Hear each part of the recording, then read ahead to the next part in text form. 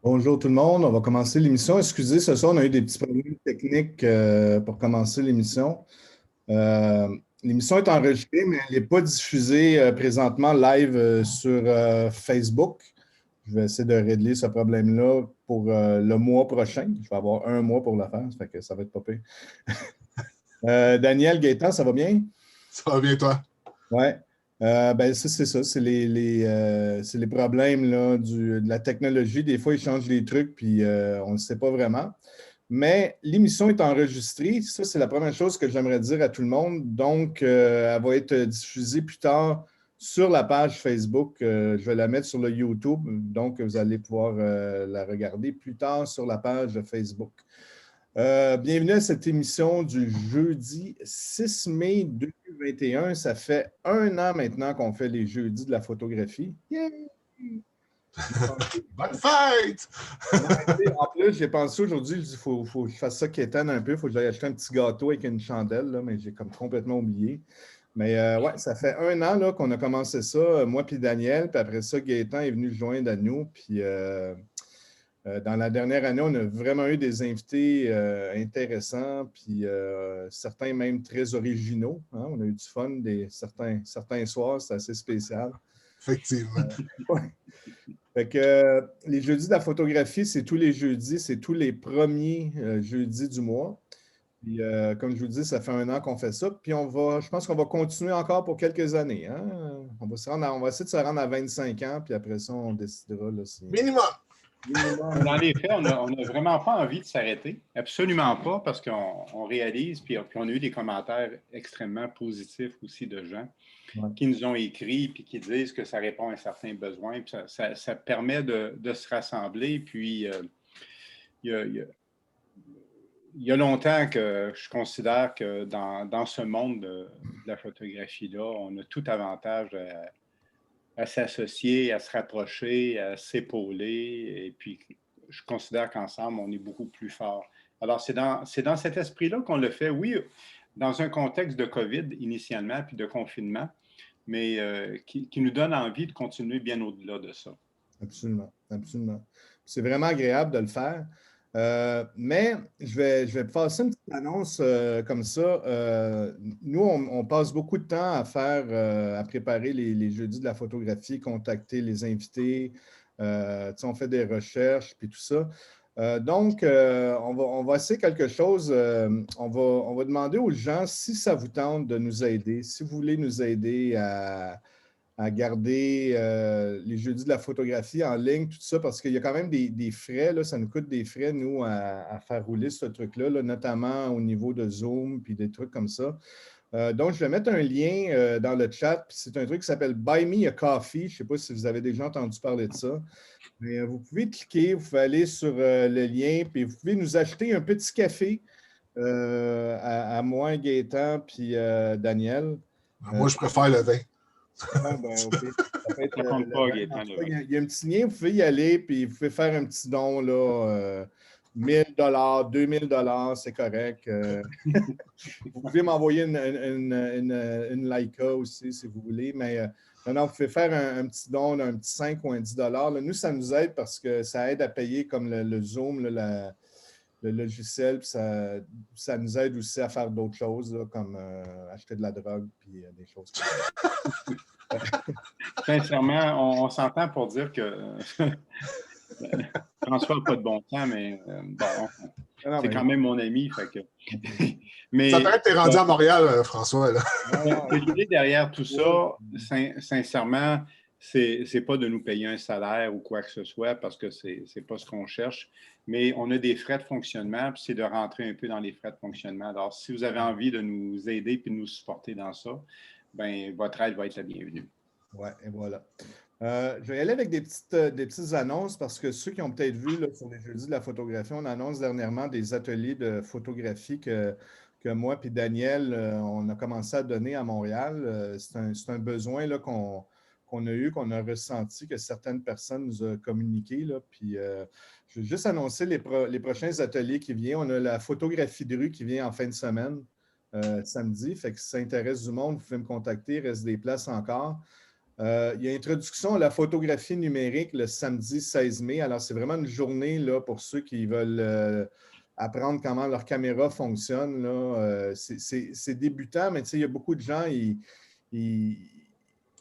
ont leur caméra, puis ils ne savent vraiment pas comment ça fonctionne. Fait que c'est vraiment un bon cours là, pour ça, pour commencer à se mettre dedans, là, puis faire des photos. Puis c'est le fun, on fait ça dehors, on fait des exercices, on s'amuse, tout ça. Il y a aussi les soirs, les 18 et les 19 mai, je fais un cours, c'est Introduction à Lightroom classique. Ça, c'est quelque chose que je me fais beaucoup demander. Alors, c'est un cours de 2 heures. Il y en a un le 18, il y en a un le 19. C'est un cours de 2 heures. C'est vraiment l'introduction à Lightroom. Où est-ce que je vous explique là, comment importer les photos, comment les classer, parce que Lightroom, c'est vraiment un outil vraiment bien là, pour faire la gestion des photos. Puis il y a beaucoup de gens qui ne comprennent pas trop comment la gestion des photos fonctionne dans Lightroom. Fait que ça, je peux vous l'expliquer.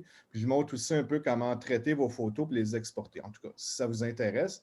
Puis il y a toujours des cours particuliers. Là, des fois, moi, je me fais demander des cours où est-ce que les gens veulent vraiment approfondir un sujet, là, ça soit, je ne sais pas moi, l'ouverture, la vitesse, comment convertir tes photos en noir et blanc, machin. Fait que, tout ça sont tous sur notre page Facebook là, des ateliers. Comment ça s'appelle encore, Daniel? Les ateliers photographiques de Montréal. Ah, c'est ça. Oui. Oui, OK. Oui. Fait que c'est un truc que moi et Daniel ont fait. OK, c'est fini pour les nouvelles, les petites annonces là, que j'ai à faire. Daniel, tu as des livres à nous parler. Bien, quelques trucs, mais ça a été difficile ce mois-ci, François, parce qu'il y a bien des choses qui ressortent. Je commence peut-être par l'aspect des magazines, parce que on sait très bien que la fin de Photo Solutions est quelque chose qui nous a affecté tout le monde. Et puis, j'ai jeté un œil un peu à l'extérieur. Bon, on parle beaucoup de Ciel Variable, qui est un magazine québécois exceptionnel. Et je suis allé du côté de l'Angleterre. Alors, puis j'aime bien vous les présenter un peu live comme ça. Je ne sais pas si vous connaissez ce magazine-là, qui s'appelle Black plus White Photography, qui est un magazine britannique sur la photographie, essentiellement en monochrome, donc essentiellement en noir et blanc. Vous avez bien des publicités très intéressantes qui vous suggèrent l'idée d'acheter un Leica monochrome. Je suis très tenté, mais je me calme un peu compte tenu des coûts de l'appareil, même si je pense que c'est quelque chose d'exceptionnel. Mais il y a le travail photographique qu'on retrouve dans ce magazine-là est réellement exceptionnel. Et je vous invite à le découvrir parce que c'est un magazine qui est peu connu de plusieurs photographes. On s'est souvent retourné vers des magazines beaucoup plus populaires. Si on regarde du côté de la France, photo ou ces trucs-là. Black plus White Photography, ce n'est pas un magazine qui est aussi connu, mais c'est un magazine exceptionnellement d'une grande qualité que je vous encourage à découvrir. Donc, et ça, c'est un premier aspect. Bon, on oublie un peu le côté des magazines. Puis là, vous allez me dire, bon, OK, Daniel, tu as peut-être un petit parti pris. Oui. Je le dis. Le livre de Gaétan Cormier, que vous connaissez et que vous voyez présentement à l'écran, Braise Mabro, avec une préface que j'ai eu l'honneur d'écrire moi-même.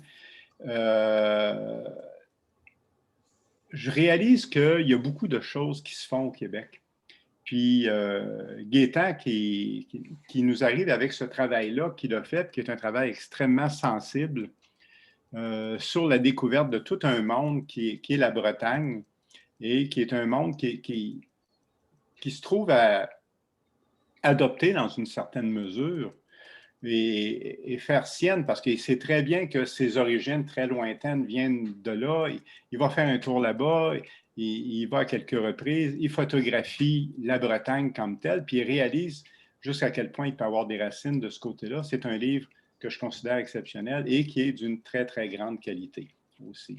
Alors, Braise Mabro, s'il y a des gens intéressés à se le procurer, vous communiquez directement avec le photographe. Parce que la réalité du livre aujourd'hui, c'est parfois de peut-être être capable de tirer de publier des livres avec des tirages qui sont un peu moins importants au niveau du nombre d'exemplaires.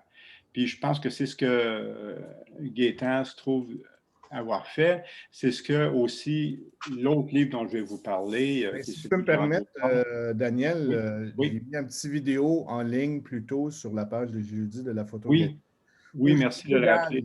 J'ai pédalé pour aller chercher les Jean Cormier, en pédalé des kilomètres en vélo pour aller chercher le livre. T'es à 2 kilomètres de chez nous. Oui. Bon, écoute, je ne cacherai pas, François, que bon, tout le monde n'a pas la même chance. Dans mon cas, Gaétan, lui, s'est déplacé pour me l'amener. Ah ouais, ben c'est ça. Ouais. J'ai vu la photo là, où vous buvez du vin et tout. Là. Et pour terminer ou pour continuer, je devrais dire, puis vous allez me donner une chance compte tenu que mes partages d'écran, vous savez très bien que je ne suis pas toujours des plus efficaces.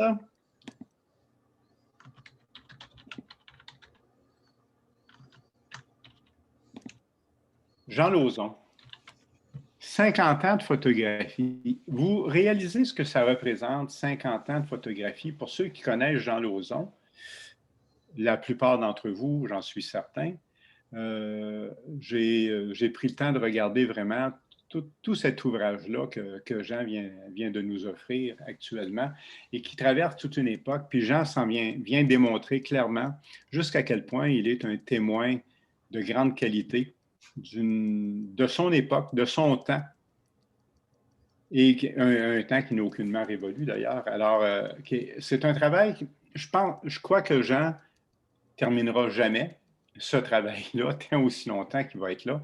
C'est un grand passionné de la photographie. Il regarde les choses sur différents angles. Et 50 ans de photographie viennent nous démontrer jusqu'à quel point toutes les images qu'il a faites au cours du temps, malgré un aspect banal au départ de ces sujets, viennent marquer le temps, viennent marquer une époque et sont d'une grande, grande, grande importance. Et je considère que le travail que Jean Lauzon a fait s'inscrit tout à fait dans la tradition de plusieurs grands autres photographes qu'on peut connaître, qui sont des noms très connus internationalement. Je pense à Cartier-Bresson, je pense à Ronis, je pense à ces gens-là qui ont photographié le quotidien. Puis Jean Lauzon s'inscrit totalement dans cette mentalité-là. Alors voilà, c'était un peu ma parenthèse en début d'émission aujourd'hui. Merci beaucoup, Daniel. Si tu peux arrêter ton partage d'écran, ça serait super gentil. C'est fait. Ah, t'es gentil. Mais effectivement, le livre moi, j'ai eu la chance de regarder le livre de Jean Lauzon là, en preview, puis c'est vraiment, vraiment un bel ouvrage. Je confirme. Oui. Alors, mais M. Gaétan, tu es là, alors c'est à ton tour de parler un petit peu. Ben oui, ben écoutez, moi, depuis quelques temps, j'aime vous faire découvrir des photographes que j'aime beaucoup. Et cette fois-ci, je vous amène en Islande. Donc, on a de la belle température dans ces temps-ci, mais on va se refroidir un petit peu là, ce soir, là, avec le photographe Ragnar Axelsson. Ragnar Axelsson, c'est un photographe islandais qui a travaillé jusqu'à l'année passée pour le plus gros journal d'Islande, le Morgunblaðið, quelque chose du genre. Mon islandais est un peu rouillé, là, désolé. Tu peux répéter ça parce qu'il y a des crackers dans ta bouche. Donc, puis évidemment, à part de son travail journalistique, ben, il a des projets personnels, dont Faces of the North et Last Days of the Arctic. Et dans ces deux projets-là, Ragnar, c'est ce qu'il veut faire découvrir aux gens, le monde nordique, les gens qui habitent dans le Grand Nord, mais aussi de sensibiliser les gens face au changement climatique, car, veut pas, à cause des changements climatiques, ces gens-là vont vivre de plus en plus de misère, notamment au niveau des chasseurs, que ce soit en Islande où il va souvent aussi au Groenland visiter des chasseurs là-bas. Donc, évidemment, ces personnes-là, c'est les premières lignes qui vivent vraiment les changements climatiques et ils ont des difficultés face à ça. Donc, depuis maintenant 20-30 ans, Ragnar Axelsson travaille beaucoup sur ces deux projets-là. Et ses portraits, ses photos sont vraiment magnifiques. Il travaille principalement en noir et blanc. Donc, le plus vieux de son travail, évidemment, est en argentique. Aujourd'hui, il shoot beaucoup plus en numérique, mais toujours avec son fidèle Leica. Et vraiment, il a un corpus photographique qui est vraiment très, très, très intéressant. Évidemment, il n'arrive pas, par exemple, comme au Groenland, sur cette photo-là, c'est au Groenland, il n'arrive pas avec sa badge là, de photographe de presse puis dire bonjour, je viens faire un reportage. Il s'intègre dans les communautés. Donc, il va pendant plusieurs semaines, voire des fois plusieurs mois, vit avec le peuple là-bas, se fait accepter dans un certain sens et ça lui permet après ça de partir avec eux puis faire le travail photographique qu'il sait si bien faire. Donc, si jamais vous voulez en savoir plus, Ragnar Axelsson, son site web est à l'écran actuellement, super facile à retenir, rax.is. Et vous allez découvrir vraiment un monde très, très, très fascinant. Ah ben, merci beaucoup, mon ami Gaëtan. C'est super intéressant. Je ne le connaissais pas, ce photographe-là. On va aller regarder ça attentivement. Yes, ben c'est le but de faire connaître un peu les photographes comme ça. Tout le monde connaît, on connaît les classiques, Bresson, Ronis, Doisneau et ainsi de suite, mais d'aller chercher du monde qui sont moins connus, mais ça rend la chose encore très intéressante. On compte sur toi on compte sur un inconnu comme toi pour aller me trouver du monde inconnu. Yes, sir. Moi, je suis chien ce soir, là, mais en tout cas, ça n'a pas de. Je t'aime pareil. Daniel, de quoi tu vas. Qui est notre invité ce soir, Daniel? Notre invité ce soir est Chloé Beaulac. Je vous en ai parlé il y a un mois ou deux, je crois. Je ne connaissais aucunement Chloé. Je l'ai découverte via le magazine Ciel Variable. Je suis tombé en amour avec elle, avec son travail, instantanément.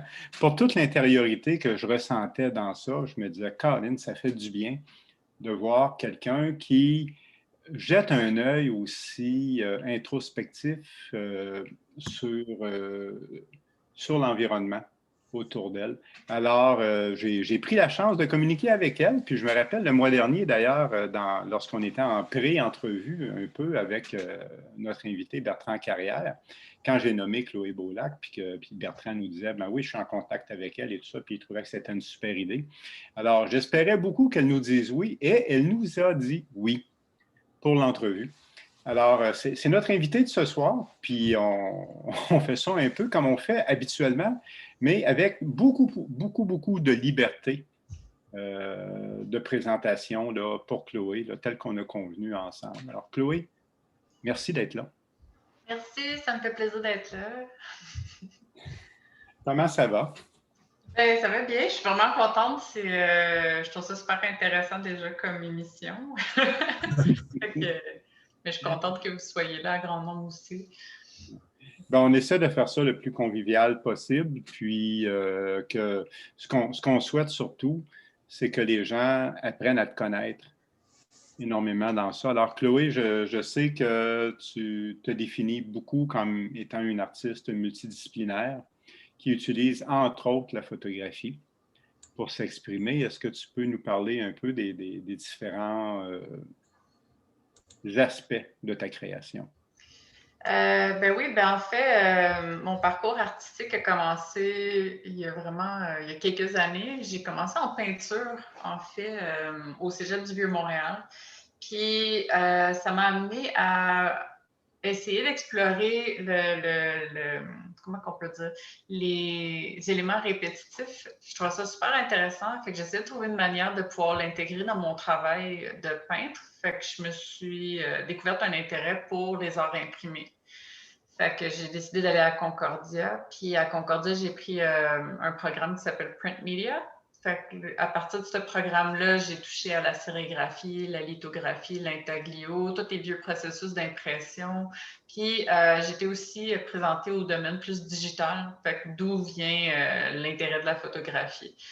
Fait en explorant les différents médiums, ben, j'ai commencé à jouer avec la photographie, puis je suis vraiment tombée en amour. T'sais. Moi, je suis vraiment commencé par faire du dessin puis de la peinture, puis à un moment donné, faire de la photo, pour moi, c'est devenu un autre médium avec lequel que je pouvais manipuler les photos puis les agencer pour créer un univers comme je le faisais en peinture. C'est vraiment de là qu'est venu mon intérêt pour la photographie. Quand tu nous dis ça, Chloé, j'ai l'impression que tout ça est relativement récent parce que tu me parles de Concordia un peu, puis c'est une université que j'ai connue aussi parce que je l'ai fréquentée également, mais en photographie essentiellement. Tu nous parles de quelle année environ? Parce que tu es quand même t'es très jeune. Oui.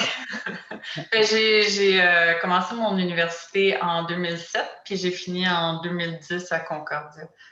OK. Donc, oui. Fait que c'est quand je suis sortie de l'université, j'enseignais, je donnais des cours de sérigraphie, puis au travers de la sérigraphie, tu n'as pas le choix d'utiliser des médiums comme Photoshop pour pouvoir comme retravailler les images, les réimprimer. Fait que j'étais tout le temps en train de jouer dans Photoshop. Fait que c'était un outil qui était super facile pour moi à utiliser. Puis j'ai commencé ben, je me suis acheté un iPhone. C'est niaiseux, mais c'est comme ça que j'ai commencé. J'avais pas de gros appareils. J'ai toujours eu une petite caméra de poche. Pour moi, le plus important, c'était vraiment de pouvoir capturer quelque chose rapidement avec mon appareil. Puis à partir de là, je faisais mes compositions. Puis, fait que c'est ça. L'iPhone, ça a été vraiment comme mon introduction à pouvoir prendre des millions de photos un après l'autre, puis capturer des environnements. Puis, ouais. Est-ce que c'est toujours dans cet esprit-là que tu travailles aujourd'hui? Aujourd'hui, c'est vraiment drôle. J'ai un intérêt depuis toujours pour tout ce qui est analogique, tout ce qui est objet trouvé. Fait que je fais encore dans les bazars, je ramasse des vieux Polaroid. Je travaille avec différents types de caméras. J'ai une petite Minolta, j'ai une Zenza Bronica. Fait que j'explore en fait. Puis j'utilise aussi encore mon iPhone pour prendre mes photos. Puis j'utilise aussi différentes caméras digitales pour différents finis. Fait en fait, c'est pas vraiment la finalité. Je cherche pas une photo qui est parfaite. Je cherche à avoir plusieurs images que je peux jouer ensemble, jouer avec, puis je crée un univers à partir de là. Fait l'image finale, une fois qu'elle est imprimée puis qu'elle est présentée, elle a de l'air parfaite, ça a de l'air d'un univers comme complètement réel mais fictif. Il y a tout le temps comme une pression entre l'univers du rêve quasiment puis l'univers comme réel. Fait puis il y a tout le temps un effet sombre que j'ajoute à cet univers-là pour comme nous forcer à rentrer dans cet univers-là. Puis il y a aussi une lumière dans le centre, fait que on se sent comme protégé, comme dans une bulle ou en fait dans un sanctuaire. C'est vraiment ça que j'essaie de faire. Fait que, oui, en fait, je travaille encore avec plein de médiums photographiques, puis je trouve que c'est le fun d'avoir cette liberté-là. Je me limite pas à une caméra, je me limite pas à un médium. J'aime tout mélanger ensemble. Je trouve que ça me donne la liberté.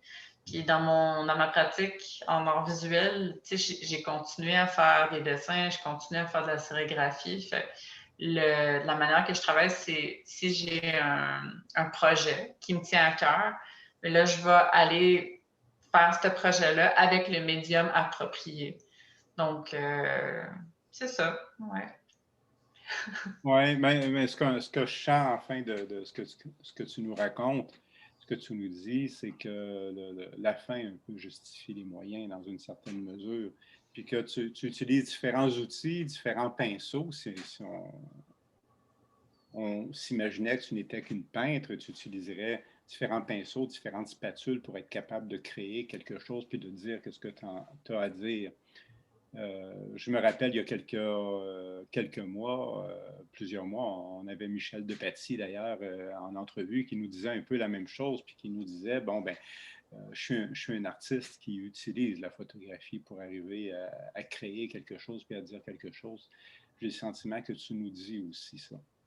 Oui, c'est vraiment... j'ai choisi la photographie au travers le temps parce que c'est vraiment le meilleur moyen de se projeter dans un univers immédiat. Tu as vraiment l'impression d'être là. C'est proche de la vidéo, c'est de l'immersion totale. Il y a quelque chose de parfait avec la photographie, de cristallin, puis on a vraiment l'impression que c'est une capture de moment. Puis je pense que mon choix d'image que j'essaie de créer, c'est vraiment ça, des moments capturer des moments sublimes, des moments spectaculaires ou des espaces où on a l'impression qu'il y a une tension, où on peut rentrer dans un univers, on s'en vient à la rencontre de quelque chose. C'est ces ambiances-là que j'essaie de créer dans mon travail en général, même si les sujets changent tout le temps. Chloé, je sais qu'on a convenu ensemble que tu avais une présentation de ton travail à faire comme tel, puis j'ai envie de te laisser libre cours justement à ça, d'aller de l'avant, de nous présenter un peu l'ensemble, peut-être ça, certainement pas l'ensemble de ton œuvre, parce que je pense que c'est beaucoup plus large que pour le peu de temps que nous avons ce soir, mais à tout le moins, une amorce de l'importance de l'artiste que tu es. Parfait. Ben, je vais vous montrer, en fait, à ce soir, je voulais essayer de présenter une morcelle de mon travail en photographie, puis comment je travaille, puis juste vous montrer un petit peu les univers, puis la forme que ces univers-là prend. Je vais essayer de vous le montrer en diaporama, fait que vous me direz s'il y a quelque chose qui ne fonctionne pas, mais ça devrait bien se passer. Il est possible que de temps à autre, je te coupe pour une question ou quoi que ce soit. Ça fait partie de mes défauts. Ah, pas de trouble. OK, je vais faire ça. Et on va voir. Et là, c'est ça. OK. Fait que moi, je suis une fille qui passe son temps en road trip. Fait que je suis vraiment intéressée par le Québec. Puis je passe mon temps à voyager un petit peu partout au travers le Québec. Puis un petit peu partout au travers le monde, c'est ma passion. Je trouve c'est comme ma raison d'être. Je trouve que je me découvre au travers de ça. Fait que, je trouve en 2010-2011, j'ai commencé à prendre des photos avec les iPhones. Puis c'est un peu les types de photos que j'ai pris au travers le Québec. Puis j'ai voulu justement capturer ça, l'espèce de la spontanéité du road trip, où ce qu'on reste quand on est sur la route. Ce sentiment de liberté qu'on a, de pouvoir comme dormir un petit peu partout. Puis je trouve qu'on a comme un langage qui est propre au Québec, mais en même temps qui pourrait être universel aussi. Puis ça m'a vraiment influencé dans mon travail. Je trouvais que j'ai trouvé que les images que j'essayais de créer, j'essayais de trouver une manière de les rendre universelles. Qu'on ne soit pas capable de savoir où elles sont nécessairement, mais qu'on sente que c'est peut-être au Québec, c'est peut-être en France, c'est peut-être en Europe, ça peut être n'importe où. Puis je trouve que ça, c'est vraiment important pour moi, l'espèce d'universalité dans mon travail. Puis cette exploration libre-là de l'environnement. Fait que c'est à partir de ce projet-là de road trip qui m'a amené à vraiment créer des univers qui ont de l'air à exister, mais qui n'existent pas vraiment. Fait que ça, c'est ma première série d'œuvres que j'ai intitulée Lieux saints. Puis c'est pas vraiment dans la sainteté, mais c'est comme plus dans le lieu qui nous fait du bien, qui nous amène à réfléchir sur qu'est-ce que c'est que nos propres sanctuaires, c'est quoi des lieux fictifs qu'on pourrait se créer qui nous apportent un bien-être, un sentiment de sécurité, un sentiment d'épanouissement. Fait que j'ai créé une série de lieux fictifs qui sont inspirés par mes voyages au travers la Gaspésie, Côte-Nord, tout le bas du fleuve, beaucoup les États-Unis, Cape Cod, ces régions-là. Puis j'ai mélangé aussi des régions Portugal, France, Italie, mais tout est flou. On ne peut pas vraiment discerner d'où c'est. Puis les photos, on dirait que c'est une photo, mais vous devez vous en douter en voyant les images que c'est vraiment des superpositions. Fait que pour chacune des images, il y a au moins 3 à 6 images qui sont toutes découpées et repositionnées. Comme sur cette image-là, avant, il y avait une forêt derrière. Là, j'ai décidé de prendre un point de vue de la Gaspésie. J'ai coupé le ciel ailleurs.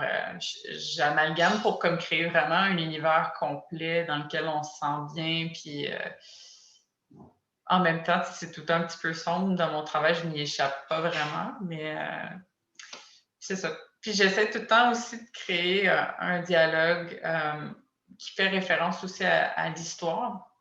Comme dans celle-ci, j'aimais l'idée d'essayer de... Chloé, excuse-moi que je t'interromps parce que je pense Ah que ouais. c'est quand même technique. Ton image, elle ne bouge pas. C'est toujours la C'est même toujours la même, celle de la voiture. de la Ah, voiture. pour vrai? Oui, Mon Oui, Dieu! oui. Je me OK. demandais de quoi tu parles. Comme... Ah, OK. Ah, vous faites vraiment bien de me le dire parce que j'ai vraiment bougé une couple d'images, là. OK. OK. Non, mais Chloé, je suis vraiment content que ça t'arrive, hein, parce que ça m'arrive régulièrement dans mes présentations. Je me sens beaucoup mieux. Ah, OK, mais je me pas sens de- un petit peu mieux là, que c'est pas juste moi, là. Fait que oui, je bouge les images depuis tantôt. Fait que voilà, ça c'est comme sûr par rapport à des road trips. Puis ça, c'est où ce que j'ai commencé à vraiment recomposer les images pour créer des univers qui sont complètement fictifs. Qui sont fictifs, mais qui tiennent quand même compte d'une réalité probable de ce que j'en vois. Ben, c'est ça, on a vraiment. L'idée pour moi, c'était vraiment que n'importe qui puisse les voir puis avoir l'impression que c'est chez eux. C'est quelque part qu'ils reconnaissent. Donc, puis quand je les expose, les images, j'ai souvent quelqu'un me dit ah, ça c'est en Italie ou ça c'est en Grèce. Puis Ouais. tout le monde me On dit n'est pas dans une abstraction, là, aucunement. non, mais c'est un peu ça que je veux, comme j'expliquais, comme je cherche l'universalité au travers de mon travail. Puis j'essaie aussi de trouver des manières comiques de présenter des vieux sujets. Dans mon travail, je suis très inspirée par tout ce qui est rituel, l'idée du bien-être. Fait que je trouve qu'au travers un rituel, c'est comme ça qu'on arrive à être bien. Fait que comme juste l'image qui est présentée là, je l'avais appelée, je pense que c'est bateau tombe. Fait que je réfléchissais aux différentes sociétés qui pour leurs défunts, comme mettaient leurs défunts dans un bateau, puis après ça, construisaient tout comme un arrangement de branchage, puis après ça, ils mettaient à l'eau. Puis je me disais, ah, au Québec, ça ressemblerait à ça. je trouve ça quand même comique de. Tu sais, si on était pour faire des boat funerals, ben ça ressemblerait à ce petit bateau-là. Fait que puis j'essaie tout le temps de créer aussi les univers impossibles. Comme lui, je l'ai appelé les ténèbres. J'imaginais les espèces de sphinx protecteurs qui d'une espèce d'entrée qui pourrait nous amener à quelque part autre avec un triangle prismatique. Puis on pense tout le temps que la noirceur, c'est peut-être dangereux, mais il n'y a pas de lumière, il n'y a pas d'ombre sans lumière, en fait. On est comme on a besoin des deux pour s'exprimer. Fait que c'est pour ça, dans mon travail, tout est très sombre, mais très lumineux en même temps. Puis il y a une réflexion profonde sur philosophique ou sur la vie de ce que moi je sens là, de ton travail et de tes propos. Ben, pour moi, je me suis toujours dit à quoi ça sert de créer. Tu sais, je pense qu'il faut qu'on soit un canal qui parle de la vie, qui parle de l'existence, puis je sais pas si je peux dire, je peux oser dire éveille les gens à quelque chose qui est beau, qui est tendre, qui est universel, puis j'ai goût de faire du travail qui donne le goût aux gens d'explorer, sortir dehors, se retrouver dans la nature pour se retrouver, se reconnaître. Puis je trouve que c'est important. Fait que c'est un peu pour ça que je crée. Mais les lieux que je décide de créer sont pas toujours sécurisants, mais c'est pas grave, ça donne le goût d'aller plus loin. Puis c'est un peu ça vers quoi j'aspire dans mon travail. Fait que c'est ça.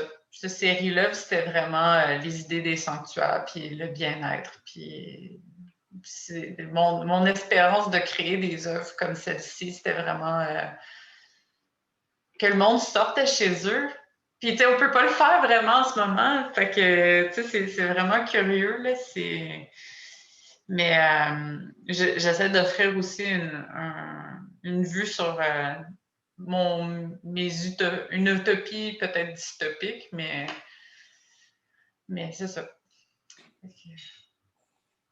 Tu as des images très particulières, je considère, comme cette photographie-là là, que tu me présentes, ou celle-ci également, qui tient compte peut-être de deux réalités, puis que tu nous exposes dans une seule œuvre en deux dimensions. Et c'est pas tout le monde qui arrive à faire quelque chose comme ça, mais qui est exceptionnel parce que ça nous permet de rêver, mais ça nous permet peut-être aussi de réfléchir, de se questionner sur l'environnement, sur notre façon de voir les choses aussi. Mais l'affaire qui est le fun avec la photo, puis les outils qu'on a aujourd'hui, c'est qu'on peut vraiment manipuler tous nos environnements, puis créer quelque chose de toute forme. Puis je trouve ça fantastique. Puis les images que j'essaie de créer, j'essaie qu'on puisse toujours rentrer dedans, aller plus loin, puis vraiment partir à l'aventure. Puis je pense pour certaines d'entre elles, comme je réussis bien, puis il y en a d'autres d'entre elles que il y a comme une noirceur, puis on voit vraiment plus le côté rituel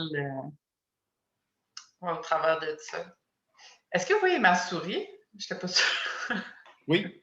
OK, je n'étais pas certaine. Oui, on la voit se promener. OK. Ouais.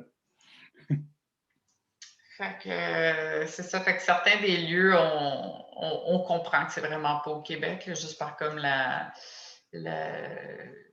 toute la faune puis la flore qui est présentée, mais ceux-là, j'ai vraiment voulu créer des environnements de miroir. Je trouve que le miroir, il y a quelque chose de vraiment particulier. On le regarde puis on a l'impression qu'on pourrait peut-être rentrer dedans. C'est comme un autre univers. Fait que j'ai voulu comme expérimenter avec des territoires de la côte nord. Ça, c'était à Bechuanabac. Il y avait eu comme un grand feu. Je ne sais pas combien de kilomètres ça a ravagé, mais c'est tellement beau comme espace. Tout est brûlé, mais toute la nature recommence lentement à pousser.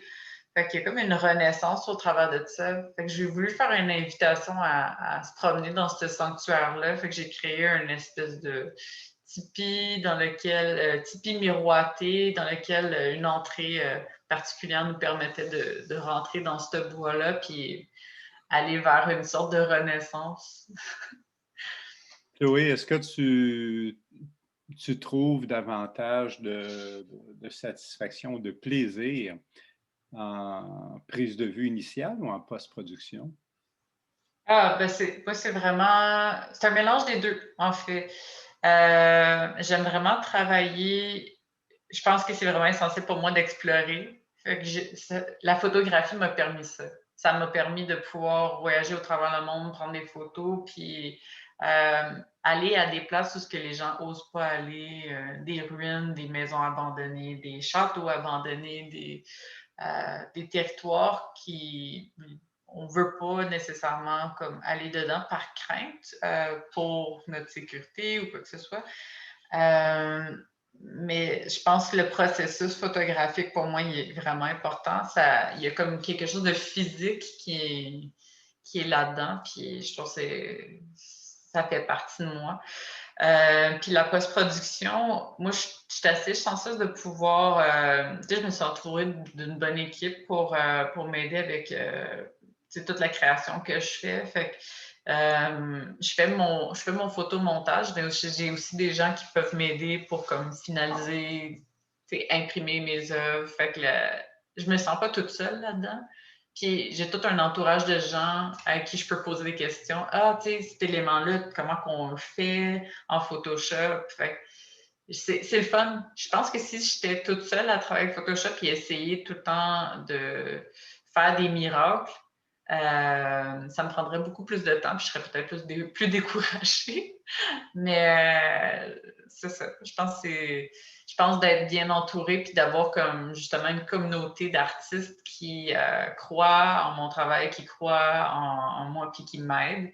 La post-production elle devient comme le fun. Puis c'est ça. J'ai été assez chanceuse de pouvoir faire des résidences justement où ce que je peux explorer. J'ai été je ne sais pas si vous connaissez, j'étais allée à le centre Sagami à Alma. Eux autres spécialisent justement dans le travail photographique, l'impression. Puis c'est vraiment une super équipe là-bas. J'ai eu d'autres résidences qui m'ont permis justement d'explorer différents territoires, puis juste partir en photo, puis jouer avec la photo. Fait que c'est une chance que je crois inouïe. Tout ton travail s'effectue par le biais de la photographie numérique? Non. En fait, la plupart des photos qui sont là, oui, je pense que celle-ci, la plupart, c'est iPhone mélangé avec 2 appareils photographiques numériques. Mais en ce moment, je suis en train de travailler un projet spécial qui est même pas à partir de mes propres photos. Fait que je travaille avec les photos de quelqu'un d'autre, puis j'ai découpe, puis j'ai modifié comme à la main au lieu de travailler au travers de des logiciels. Fait qu'il y a un aspect de mon travail où oui, je veux qu'il soit très numérique puis parfait. Puis il y a un autre aspect de mon travail où faut que je touche la matière. Je veux vraiment comme comprendre. Je veux comprendre le médium. Je veux comprendre faut que je le touche. On dirait que la photographie, si c'est juste numérique, on dirait que c'est pas vrai des fois. C'est tellement. Fait que des fois, il faut que ça soit la matière imprimée avec laquelle que je travaille pour me sentir vraiment. Je sais pas, pour sentir le rituel, sentir que je crée vraiment quelque chose. Donc, que ce soit papier ou via un film négatif ou quoi que ce soit, mais tu sens le besoin que ce soit concret, que ce soit palpable. On dirait, pour moi, j'ai besoin de transformer quelque chose. La transformation, pour moi, c'est important. C'est très rare que je vais avoir juste une photo qui va être parfaite pour moi. Je dois nécessairement la transformer. Oui. Oui, si tu permets, il y a une question. C'est Jean qui demande, est-ce qu'au moment de la prise de vue, tu as déjà l'image finale en tête ou c'est au moment de la post-production que l'inspiration vient? C'est toujours la post-production. C'est vraiment la post-production. Généralement, je vais travailler une idée. Je vais avoir une idée en tête, comme pour celui-là, c'était les lieux saints, que je voulais faire des sanctuaires, puis je voulais retravailler les différentes façons de voir les sanctuaires, puis les différentes manières de vivre des rituels qui nous amènent au bien-être. Fait qu'en post-production, je vais trier à peu près, je vais aller au travers des 4 dernières années, trier les photos. Fait que je trie, puis là, je commence à amalgamer. Fait que pour faire mes œuvres, je vais imprimer le tri de photographie que j'ai fait par thématique. Je vais faire des ciels, je vais faire des montagnes, des dunes de sable, des créatures. Puis je les mets toutes par comme thème. Après ça, j'ai des coupes, puis je les monte ensemble comme des mini-maquettes. Fait que je les appelle des théâtres de l'image. Fait que c'est comme ça que je travaille principalement en post-production. Puis je vais avoir fait des mini-maquettes comme ça, il va en avoir peut-être une 40aine. Puis de toutes celles-là, j'en choisis peut-être une 10aine par année que je trouve. Et puis il y a Geneviève qui a une question qui dit je me pose une question reliée à la précédente. J'imagine qu'elle parle de la photo précédente. Est-ce que tu interviens sur le territoire au moment de la prise de vue? Non, pas encore, mais je suis en train de me poser la question à faire du land art puis vraiment intervenir dans le territoire parce que quand on voit une image comme ça, il pourrait avoir une possibilité de travailler carrément avec un plexi miroir coupé puis miroiter l'espace. Puis je trouve qu'il y a quelque chose de vraiment intéressant là-dedans, mais non, je ne l'ai pas encore fait. Puis c'est quelque chose qui je trouve qui pourrait être comme vraiment le fun de faire. Mais c'est quelque chose qui t'intéresse, c'est quelque chose que c'est une avenue. C'est une avenue qui m'intéresse. Puis c'est une avenue que j'ai regardé à faire en résidence d'artiste. Parce que c'est très difficile de prendre du temps, je pense aussi, pour faire une installation, ça prend à peu près, normalement, ça prend une bonne semaine pour comme faire des expérimentations, puis une exploration, puis vraiment être contente de comme l'installation que tu as faite. Admettons, j'ai placé plein de miroirs dans l'espace, puis OK, ça en photographie, ça va être génial. Mais je suis en train de commencer ça, là. Puis c'est mes photomontages qui m'ont amené à aller vers le land art puis travailler directement dans le lieu. Puis je pense que je vais préférer ça qu'au travail de la post-production. Ça va comme couper toute la post-production, en fait, si je suis capable de juste travailler dans l'espace. Puis ça va peut-être me donner un contact un peu plus direct avec la nature. Puis ça, c'est important pour moi. Chloé, depuis le début de l'entrevue puis de ta présentation, que je considère très intéressante, il y a quelque chose que je sens, c'est que le processus créatif est primordial chez toi. Ta façon de le vivre, ta façon de l'investir, le chemin pour arriver à ces œuvres-là. Est-ce que je me trompe si je te dis que j'ai l'impression qu'il est plus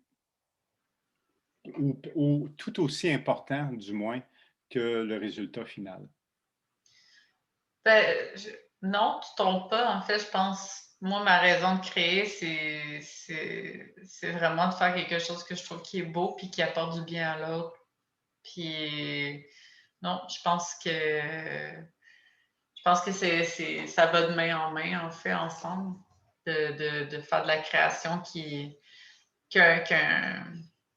faire une création qui, justement, est riche et puis qui parle de quelque chose d'important, en fait. Tu sais, j'ai pas vraiment abordé ma démarche artistique, en fait, mais tout le travail que j'essaie de faire, ça tourne autour de l'idée du territoire, puis l'importance du territoire, puis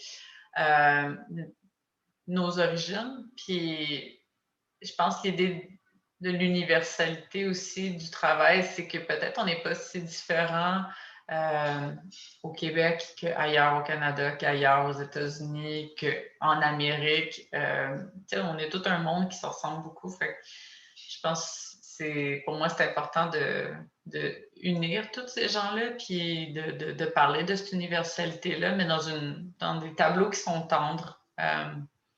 Puis, tu sais, oui, il y a quelque chose d'une spiritualité dans mon travail, tu sais, je le cacherai pas, mais je crois vraiment à l'idée de...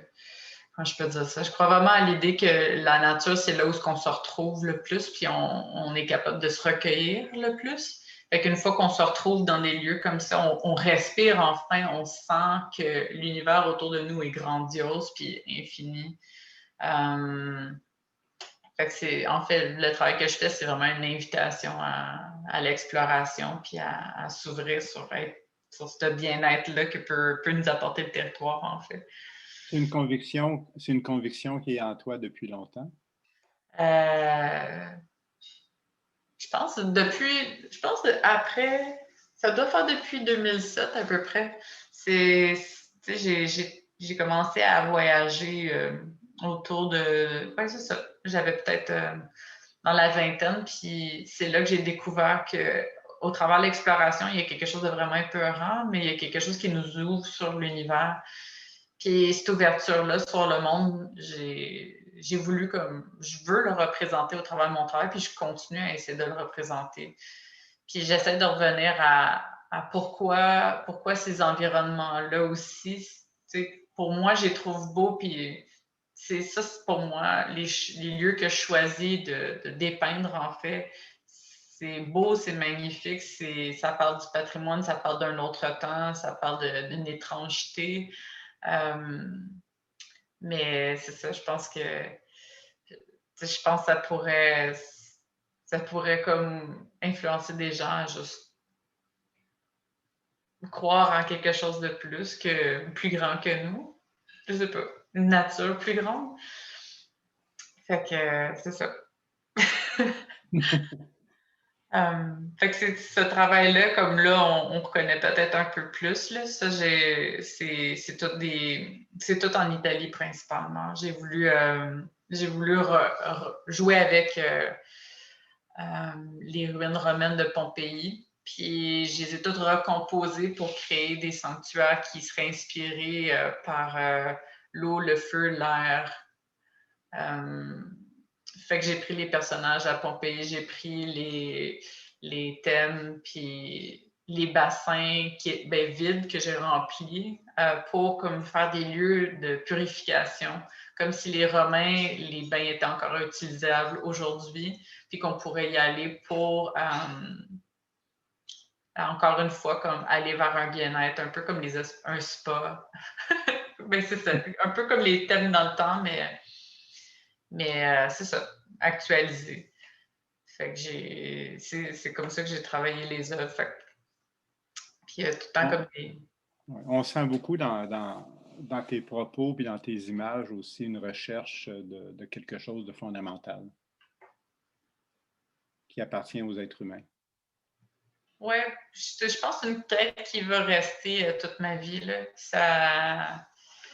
Fait qu'il y a quelque chose qui va à l'origine et qui travaille à partir de... Tu sais, je m'inspire beaucoup de l'architecture dans mon travail, des sociétés anciennes, la compréhension de ces sociétés-là, l'utilisation des objets. Tu sais, j'essaie de faire toute ma recherche pour vraiment comprendre tous ces aspects-là quand j'ai photographie, quand j'ai monte, puis j'essaie d'en faire un sens. Fait que quand on regarde en fait, quand je présente mon travail photographique, c'est jamais une image, c'est souvent un ensemble d'images. Fait qu'on a vraiment l'impression de parcourir un espace, un univers.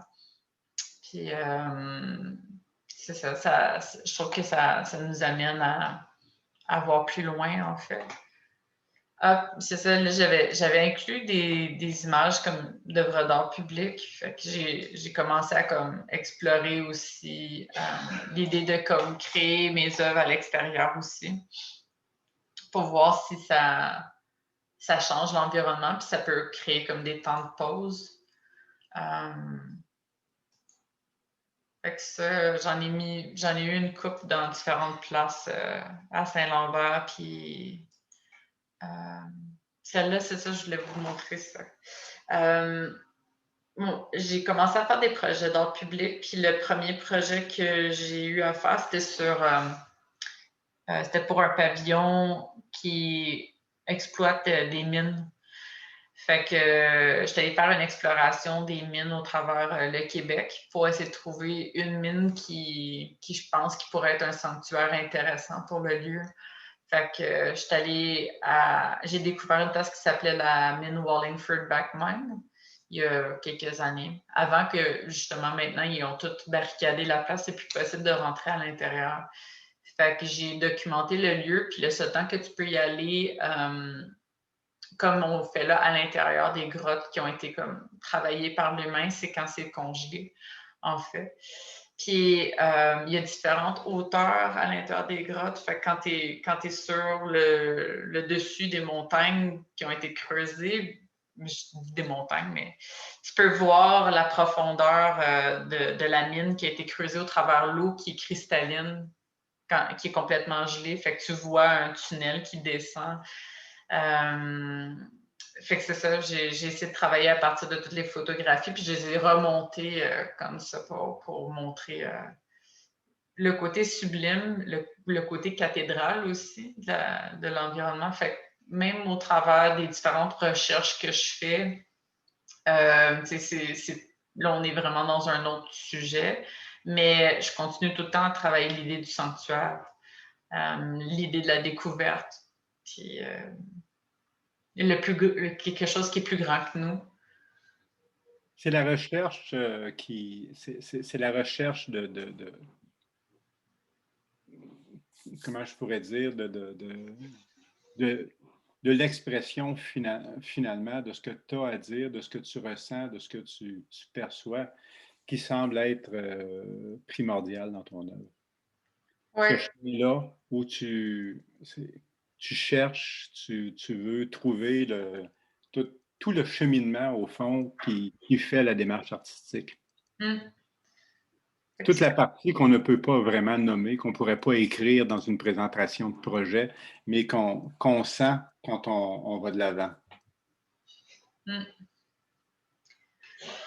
C'est un peu... Ça, c'était un autre projet que j'avais fait aussi pour... Gatineau m'avait demandé de faire une œuvre d'art à la ville d'Elmer, en fait. Fait que j'ai voulu parler du temps. Fait que j'ai appelé celle-ci le sablier. Fait que celle-là, c'est une des seules photos que j'ai pas beaucoup modifiées, peut-être juste en bas pour qu'elle fonctionne. Mais c'est ça. Je trouvais que c'était très à propos aussi avec ce qui se passe aujourd'hui. Les lieux comme deviennent inutilisés, puis plus habités, puis c'est un beau témoignage du temps qui passe, puis les choses qui sont plus utilisées. Je voulais aussi vous montrer vite fait le dernier projet que j'ai fait, ça s'appelait les lieux qui nous ces lieux qui nous habitent. Fait que j'avais pris une série de Polaroid pour chacun, des lieux que j'ai explorés partout à travers les Laurentides. Puis ces Polaroids-là, de tous les lieux que j'ai explorés, m'ont servi à recomposer des images qui parlaient de mon enfance, en fait. Ma tante, elle habitait dans les Laurentides, puis on allait toutes les années à son chalet. Puis j'ai pris tout en photo les places où on n'est jamais arrêté, puis j'ai voulu vraiment explorer la région, puis faire un espèce d'hommage à cet univers-là qui m'a inspiré toute ma jeunesse, puis c'est ma première rencontre avec le grandiose puis la nature. Puis ça faisait 22 ans que je n'étais pas retournée au lac Labelle. Puis en retournant partout dans Laurentides, puis en vraiment prenant mon temps pour pouvoir comme tout recomposer, j'ai réalisé que les choses étaient aussi grandioses qu'elles semblaient. Puis je pensais que ça aurait été le contraire. Quand tu es jeune, tout semble grand, mais non, c'est resté grand quand je suis finalement retournée au chalet de mon enfance. J'ai revu le lac, c'était aussi grand que je m'en rappelais. Puis toutes les places qu'on ne pouvait pas arrêter sur la route parce que c'est long se rendre là, ben, j'ai voulu comme toutes les capturer puis en faire quelque chose. Puis les œuvres finales, c'est celle-ci. J'ai voulu créer des œuvres qui ont vraiment l'air de pouvoir exister dans leur entièreté. Des lieux qui sont invitants, mais en même temps qui sont un peu sombres. Puis j'ai présenté ce travail-là à Val-David dans le cadre des rencontres photographiques de les rencontres de la photo de la Gaspésie. Fait j'ai eu une résidence d'artiste où ce qu'on payait pendant c'était un mois.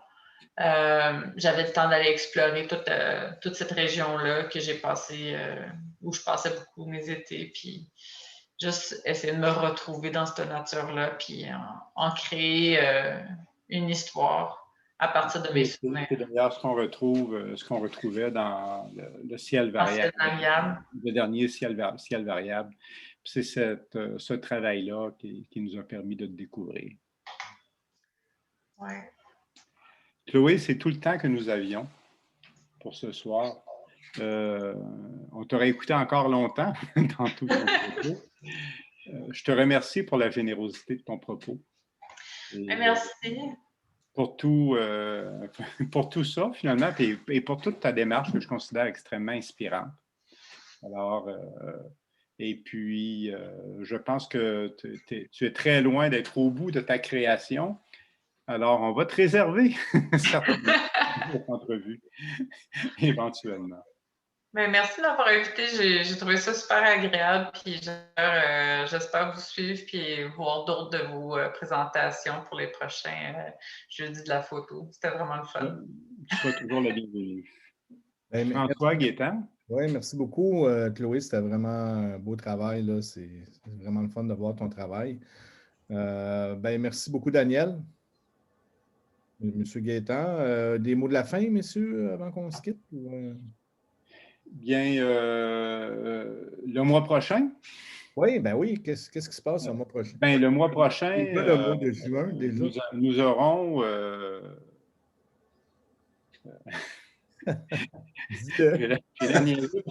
je cherche son nom, c'est mon ami, ça n'a pas de bon sens. René Bolduc. René Bolduc, avec tout son travail, on s'attend un peu à tout le travail au Collodion de René Bolduc, mais ça va être beaucoup plus que ça. Ça va être également toute la démarche artistique, toute la vision photographique de René Bolduc. Alors, c'est un rendez-vous le mois prochain. Et pour le reste, ben, je vais remettre la vidéo que j'ai faite avec René l'année dernière, parce que je suis allé photographier avec lui pendant une journée dans le canton de l'Est. C'est une belle journée que j'ai eue avec lui. Je vais le remettre sur les jeudis de la photographie. Oui, d'ailleurs, oui, une excellente idée, là, François. Ouais. Ça va nous donner un petit avant-goût là, de l'approche de René comme tel. Absolument. Puis Gaétan, un petit mot pour la fin? Ben écoute, comme toujours, si ce n'est pas déjà fait, tout le monde, allez vous inscrire sur la page Facebook des Jeudis de la photographie. On vous attend là. Et grâce à la page Facebook des Jeudis, ben, on vous annonce les prochains événements et tout. Donc, c'est un rendez-vous. Oui, puis je suis désolé, ce mois-ci, il n'y a pas eu de live là, sur le Facebook, mais l'émission est enregistrée, puis dès que ça va être fini, numérisé et tout, ça va être uploadé sur YouTube et tout le monde va pouvoir le voir en différé là, sur la page de Facebook. Puis aussi, je voudrais remercier là, les gens là, qui ont contribué là, sur le Buy Me a Coffee. C'est vraiment apprécié, là, ceux qui ont fait un petit don. C'est comme dans le temps qu'on était à l'église et on passait avec le panier. On fait la quête. Ben, merci beaucoup, messieurs. Merci, Chloé. Puis ben, merci à tout le monde. Puis on se revoit dans le mois prochain. Okay. Salut tout le monde. Bye bye. Merci beaucoup. Bonne soirée. Merci, Chloé. Bye. Merci beaucoup. Merci tout le monde. C'était super. Merci. Bye.